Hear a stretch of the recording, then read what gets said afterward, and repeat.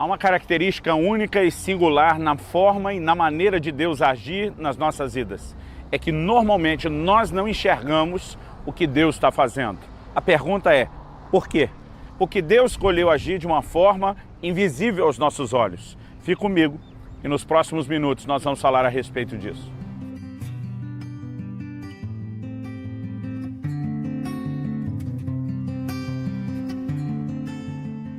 Em Eclesiastes, no capítulo 11, no versículo 5, nós encontramos a seguinte declaração das Escrituras: assim como tu não sabes qual o caminho do vento, nem como se formam os ossos no ventre da mulher grávida, assim também não sabes as obras de Deus, que faz todas as coisas. A NVI, em vez de traduzir não sabes, preferiu não conheces. Na verdade, a palavra que aparece no original hebraico, a palavra yada, ela fala de conhecimento e uma das possíveis traduções é perceber e ver. Fala de um conhecimento que envolve percepção visual. Aliás, os exemplos que nos são dados são exatamente esses. Dois exemplos são citados como uma forma de ilustrar a maneira de Deus agir. O primeiro deles é a declaração, assim como tu não sabes qual o caminho do vento. Nós sabemos que o vento tem o seu próprio caminho. No entanto, ele é algo invisível aos nossos olhos. Nós podemos sentir a brisa soprando no rosto, podemos observar a folha de uma árvore balançando, enquanto estamos naquele momento sentindo a brisa, olhando a folha da árvore balançando, nós podemos até dizer, nesse momento eu sei o caminho do vento, eu sei que ele está soprando nessa direção. Mas a gente não sabe dizer, como diz o ditado, onde é que o vento faz a curva, porque as correntes de ar se alternam o tempo todo. Então, algo a respeito do caminho do vento que pode ser observado é o seguinte: ele é invisível aos nossos olhos, é algo certo, é algo real. Em alguns momentos nós podemos ter uma noção, uma percepção breve do que está acontecendo, mas nós não podemos controlar, principalmente pela percepção da vista dos olhos, o caminho do vento. Logo depois vem um outro exemplo, assim como não sabes como se formam os ossos no ventre da mulher grávida. Se isso envolvesse apenas a questão de conhecimento, provavelmente a gente poderia dizer que essa declaração bíblica não estaria mais atualizada, porque hoje em dia nós temos todo o conhecimento da biologia, da calcificação, da formação dos ossos e de toda a criança no ventre da sua mãe. Nós podemos, de vez em quando, ter algum elemento visual em relação à formação, como, por exemplo, quando se faz um ultrassom. Quando Kelly, minha esposa, estava grávida de cada um dos nossos 2 filhos, nós fizemos algumas ecografias e tivemos algumas percepções visuais do desenvolvimento daquela criança. Mas a maior parte do tempo aquilo acontece fora da vista dos nossos olhos. Pode deixar algum nível de evidência, como o tamanho da barriga da mamãe, que mês após mês da gestação vai crescendo, mas o processo todo, na grande maioria do tempo, acontece fora da vista dos nossos olhos. E é depois de usar esses 2 exemplos que Salomão, o escritor de Eclesiastes, pelo Espírito Santo, está dizendo: assim como não sabes ou como não vês o caminho do vento, assim como não vês a formação da criança no ventre da sua mãe, assim também não sabes ou assim também não vês as obras de Deus, que faz todas as coisas. Quando ele fala das obras de Deus, ele fala de um Deus que faz todas as coisas. Fala de um Deus que não age apenas em uma ou outra coisa. Fala de um Deus que agiu não só no início da criação e depois virou as costas para tudo. Não, de forma alguma. Há um Deus que continua agindo hoje. No entanto, esse agir de Deus, ele não é necessariamente constatado pela percepção dos nossos olhos. O que me leva a denominar esse agir tão especial da parte de Deus como o seu agir invisível. A pergunta é, por que Deus escolheria agir de uma forma invisível aos nossos olhos? Acredito que o primeiro elemento que merece a nossa atenção é que nós somos chamados para uma relação de fé. Aliás, a palavra de Deus diz lá no livro de Abacuque, isso é repetido em Romanos, Gálatas e Hebreus, no Novo Testamento, que o justo viverá da sua fé. Toda a nossa relação com Deus é baseada em fé. E a definição de fé em Hebreus 11:1 é que fé é a convicção de coisas que não se veem. Então, um excelente motivo para que Deus haja de uma forma que os nossos olhos não percebam é porque Ele espera que a gente ande na fé, que é justamente a convicção do que não se vê. Mas entendo que também há um outro motivo que envolve também a nossa fé, mas que precisa ser destacado quando falamos desse agir que é invisível aos nossos olhos. Ele diz respeito a forma de Deus pensar e planejar que eu e você não conseguimos entender. Muitas vezes Deus está construindo algo em nosso favor.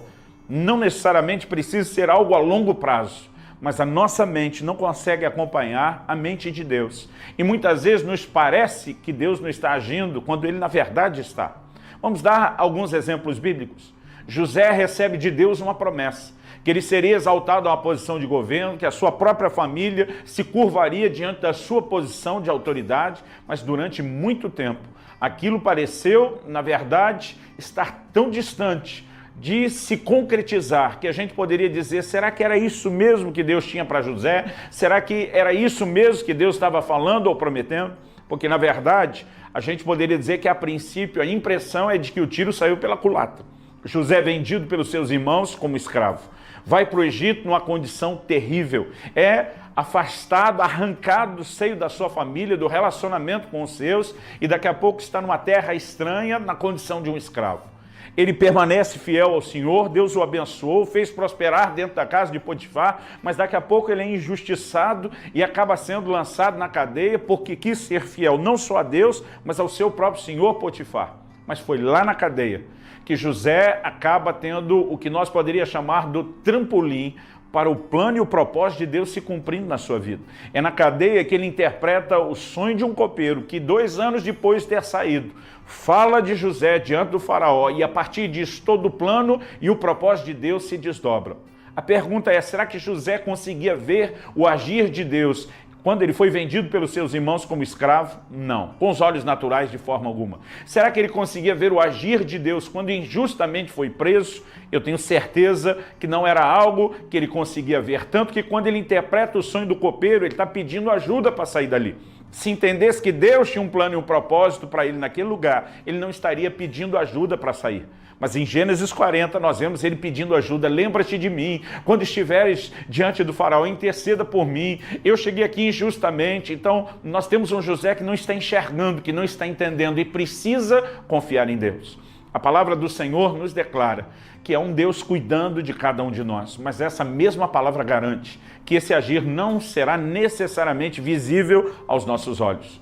Há algo mais que nós poderíamos incluir dentro dessa questão do agir invisível de Deus, não é apenas a capacidade de acreditar num Deus que trabalha mesmo quando a gente não consegue enxergar, mas é também um Deus que tem motivos para fazer isso, que envolve não só a minha e a sua atitude de fé e confiança nele, mas algo que nós podemos destacar na Bíblia é que muitas vezes o diabo, por também não entender a forma de Deus agir, assim como nós os homens não entendemos, porque o agir de Deus está acima da nossa compreensão. No livro de Isaías nós lemos que os caminhos de Deus são mais altos que os nossos e os pensamentos de Deus são mais altos que os nossos. No entanto, em Mateus 16, o Senhor Jesus, quando repreende uma ação maligna por trás de Pedro, diz, para trás de mim, Satanás, porque não cogitas, e a palavra cogita significa não pensas nas coisas que são de Deus, e sim nas que são dos homens. O que Jesus está nos revelando é que Satanás, que é um anjo caído, embora caído, ainda tem as qualidades e habilidades de um anjo que são superiores às dos homens. Aliás, a Bíblia diz que o homem foi criado um pouco menor do que os anjos. Nós precisamos entender que ele tem uma maneira de pensar parecida com a do homem. Logo, se os pensamentos de Deus são mais altos que os nossos, também são mais altos que os de Satanás. E nas Escrituras nós vamos encontrar tentativas de Satanás, seja contra pessoas ou contra o plano e o propósito de Deus, que não deram certo para ele. Pelo contrário, ainda favoreceram o plano e o propósito de Deus e aquilo que Deus tinha em mente. Ao longo das Escrituras vamos perceber permissões divinas para ações satânicas. Jesus, por exemplo, diz em Lucas 22 para Pedro, Satanás pediu para peneirar vocês como se peneira o trigo. Basicamente ele está dizendo, o diabo quer passar uma peneira em vocês e ver o que é que sobra. Imagino Pedro perplexo, talvez querendo dizer, Jesus, o Senhor não ia permitir uma coisa dessa. Quando o Senhor Jesus diz, mas eu roguei por ti, para que a tua fé não desfaleça. E tu, quando te converteres, fortalece os teus irmãos. O que Jesus está dizendo é que mesmo quando uma permissão é dada ao inimigo, e basicamente o que Jesus está dizendo para Pedro é o seguinte, Pedro, permissão concedida, a peneira vai comer solta para o lado de vocês. Isso não significa que eu abandonei vocês. Pedro, eu estou intercedendo por você. Eu não virei as costas, eu não te deixei sozinho. E tem mais, Pedro. eu não apenas não te abandonei, estou orando por você, mas no final você sairá um Pedro muito melhor, quando você se converter. Porque isso que o inimigo vai tentar contra você, na verdade vai te aperfeiçoar. Quando você se converter, fortalece os seus irmãos. As circunstâncias que Deus permite que eu e você passemos para o nosso próprio crescimento. Os amigos de Daniel, quando foram lançados na fornalha, a palavra de Deus diz que o fogo não queimou sequer um fio de cabelo, não havia cheiro de fumaça, mas havia aquelas cordas que os amarravam e elas foram queimadas, a ponto do rei Nabucodonosor perguntar: nós não lançamos 3 homens amarrados no fogo? E responderem: é verdade.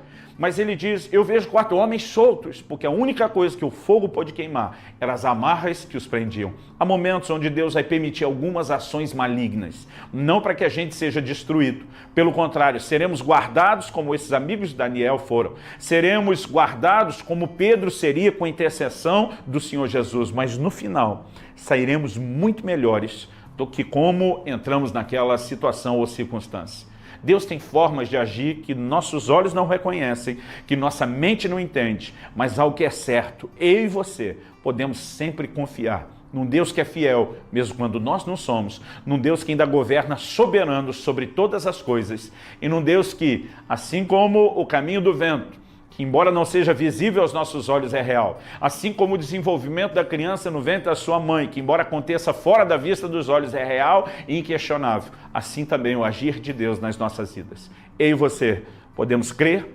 podemos confiar e mais, podemos descansar no cuidado desse Deus bondoso e extraordinário.